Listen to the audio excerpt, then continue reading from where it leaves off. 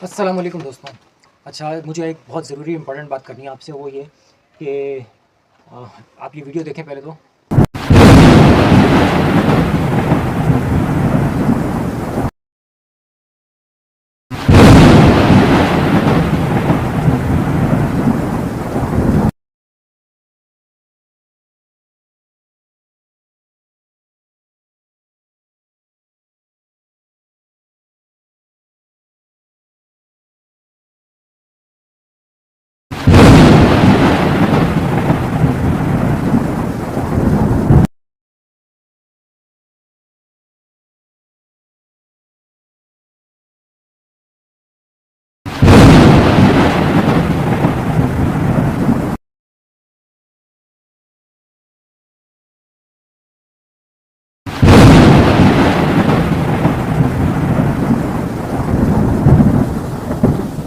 और बताएं कि क्या ये ऐसा करना चाहिए। अगर मैं आपको कहूँ, मैं आपको 50,000 रुपये दे रहा हूँ और आप खाना काबा के सिंध में अपने दोनों पैर फैला दें, भले इंटेंशन आपकी लान पान करना ना हो, तो क्या आप करेंगे? हम तो अपने इतने दूर से भी, यानी कि हम जिस मुल्क में रहते हैं उस मुल्क में भी खाने काबा की तरफ पाँव करके नहीं सोते। हम अपने मुर्दों को जो है खाने काबा की तरफ पाँव करके नहीं दफनाते। तो हम ये कैसे सोच सकते हैं कि हम खाने काबा सामने आने पर, जब हम वहाँ जाएँ उम्रा करने, हज करने, तो हम वहाँ जाके उसकी तौहीन करें, बेअदबी करें, वहाँ पाँव ऐसे करें कि वो देखने वाले को ये लग रहा हो कि आप तो बेअदबी कर रहे हैं, आप तौहीन कर रहे हैं, आप तो लान तान कर रहे हैं। तो मैं कुछ 1-2 महीना पहले, तकरीबन 1.5-2 महीना हो रहा है, उम्रा करने गया था। तो मैंने कुछ चीज़ें देखी वहाँ पे, तो मैं बहुत हैरान हुआ, मैं शॉक हुआ कि अल्लाह ताला, आप लोग भी दुआ करें अल्लाह पाक से कि अल्लाह ताला आप लोगों को भी, हमें भी जब जब बुलाए बाअदब हाज़िरी अता करें। अल्लाह पाक कभी भी इस तरह से नहीं बुलाया जिस तरह से ये वीडियो आप देखें। हमेशा अपने लिए दुआ किया करें। तो इस पे मुझे एक हदीस है वो याद आ गई, और वो ये कि रसूलुल्लाह सल्लल्लाहु अलैहि वसल्लम के दौर में एक सहाबी थे। लेकिन वो सहाबी थे जिन्होंने रसूलुल्लाह सल्लल्लाहु अलैहि वसल्लम को देखा और वो ईमान की हालत में इस दुनिया से गए, वो सहाबी हैं।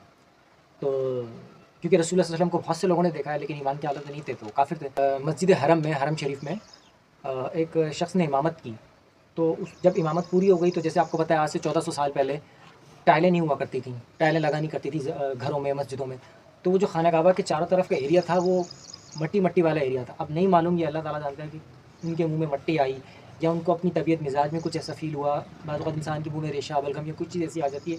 तो जैसे इमामत ख़त्म की उस सहाबी ने, ये सहा सकता कि किसी हदीस में से है, मैंने पढ़ा था, अभी मुझे फ़ौरी तौर पे ये याद नहीं आ रहा उसका कौन सी किताब का कौन सा चैप्टर है, लेकिन ये मेरे माइंड में फ़िक्स हुआ हुआ है। मैंने जब इस चीज़ को देखा ना वहाँ जाके, तो मुझे अंदाज़ा हुआ कि मुझे ये हदीस भी याद आ गई बेअदबी की, कि उन्होंने जैसे नमाज़ ख़त्म की, सहाबी ने जो इमामत करा रहे थे, नमाज़ ख़त्म की, तो उन्होंने एक साइड पे ऐसे थूका, स्पिटिंग की, थूका। लेकिन वो कोई सहाबी, क्या हम भी ये नहीं सोच सकते कि खाने काबा की तौहीन के लिए हम थूकें, खाने काबा के पास थूकें या खाना काबा पे थूक रहे हैं, ऐसा तो हो ही नहीं सकता ना। तो किसी भी वजह से उन्हें वो मुँह में कुछ आया होगा, मुँह में थूक दिया होगा। तो जब ये बात रसूलुल्लाह सल्लल्लाहु अलैहि वसल्लम तक पहुँची, तो रसूलुल्लाह सल्लल्लाहु अलैहि वसल्लम ने उनको इमामत से हटा दिया। उन्होंने कहा कि जो शख्स खाना काबा की इज़्ज़त और एहतराम और तकरीम नहीं जानता, वो इमामत नहीं कर सकता। ये मैं अपने लफ्ज़ों में बता रहा हूँ, हदीस के एग्जैक्ट लफ्ज़ कुछ और है, लेकिन मफ़हूम बता रहा हूँ टोटल के ओवरऑल वाक़या क्या हुआ था। तो जब रसूलुल्लाह सल्लल्लाहु अलैहि वसल्लम ने उस शख्स को इमामत के लिए हटा दिया, तो उससे हमें क्या सबक मिला?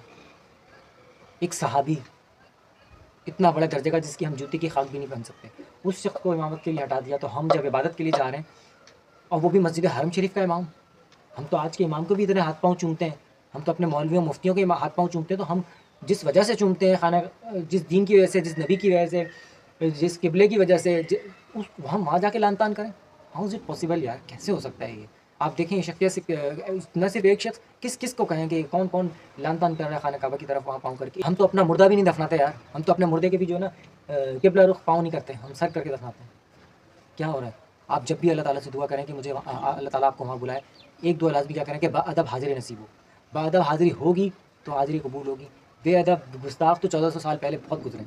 अच्छा, एक बात और मैं आपको बताना चाहता हूँ, और वो ये कि मदीना शरीफ में एक शख्स है, वो बहुत से पाकिस्तानियों को और हिंदुस्तानियों को पकड़ पकड़ के कहते हैं, तुमने लाल टोपी क्यों पहनी है, तुमने हरी पगड़ी क्यों पहनी है, तुमने फला, ये तुमने फला पीर की तवज्जुह से पहन लिया फला। तो भाई अल्लाह ये नहीं पूछेगा।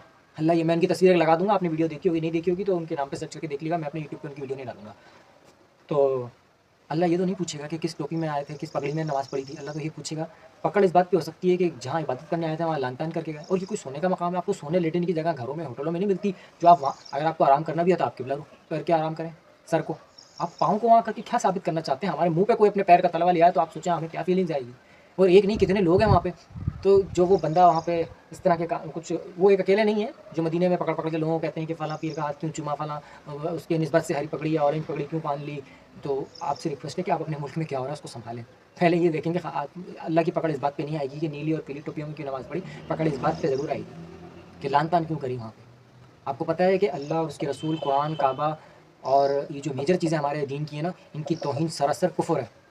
انجانے میں ہو جائے اس کا فتویٰ الگ ہے، لیکن اس کی بات نہیں کر رہا میں. لیکن یہ جو جان بوجھ کے کرے گا، یہ وہ بندہ اسلام سے خارج ہے. کیونکہ جب آپ ان کی عزت اور تکریم اور احترام نہیں کریں گے تو پھر بچا کیا؟ پھر کیا بچا آپ کے لیے دین میں؟ آپ وہاں کرنے کیا گئے تھے؟ یہ اپنا ایمان برباد کرنے گئے تھے. تو جو ہے اس طرح سے نہ کریں. آپ لوگ دیکھیں تو کسی کو وہاں پہ روکیں. میرے بعد جو کوئی مدینے جائے، خانہ کعبہ شریف جائے، حرم شریف جائے، تو وہ روکیں وہاں پہ سے لوگوں کو بتائے. اور ان صاحب سے بھی جو لال رومال پہن کے پکڑ پکڑ کے لوگوں کو جو ہے نا بھاشن دے رہے ہوتے ہیں، ان سے بھی ہے کہ آپ وہاں پہ جو کچھ ہو رہا ہے نا اسے روکیں، وہ ضروری ہے. تو جب بھی اللہ تعالیٰ سے یہ دعا مانگیں کہ ہمیں اللہ پاک اپنے گھر کی جو ہے حاضری عطا کرے، روضہ رسول صلی اللہ علیہ وسلم کی حاضری عطا کرے، تو اللہ تعالیٰ سے ایک تو عافیت کا سوال کیا کریں، اور یہ کہ آپ کو پتہ ہے با ادب با نصیب اور بے ادب بے نصیب. السلام علیکم.